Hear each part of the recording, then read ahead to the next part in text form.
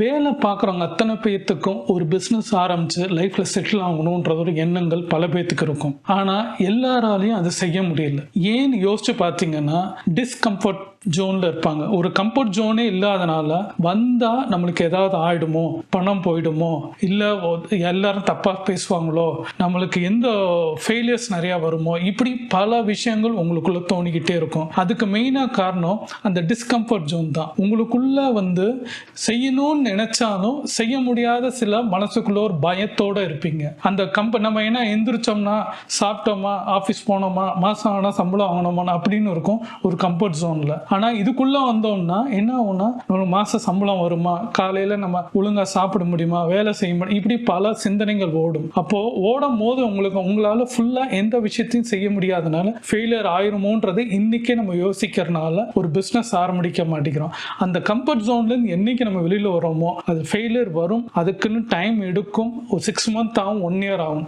அப்போ அதுக்குள்ள வந்தா நம்ம சர்வே ஆகுமா ஆக மாட்டோமான்றத நீங்க ஃபினான்ஷியலா ரெடி பண்ணிட்டு வந்தா மொத்தம் அப்படின்றது யோசிக்காம நம்மளால முடியும், நம்ம ஃபினான்ஷியலி ஹேண்டில் பண்ண முடியும், அந்த சிச்சுவேஷனுக்கு ஏற்ற மாதிரி ரியாக்ட் பண்ணுவோம் நீங்க யோசிச்சீங்கன்னா மொத்தம் தான் நீங்க ஒரு எல்லாத்துலயுமே அந்த கம்ஃபர்ட் ஜோன் விட்டு உங்களால வர முடியும். யோசிச்சு பாருங்க, நீங்க என்ன சிச்சுவேஷன்ல இருக்கிறீங்க, என்ன மனநிலையில் இருக்கீங்கன்னு பாருங்க. எண்ணத்தை மாத்துங்க, சக்சஸ் கிடைக்கும். கம்ஃபர்ட் ஜோன்ல இருந்து வெளியில வரதுக்கு பாருங்க.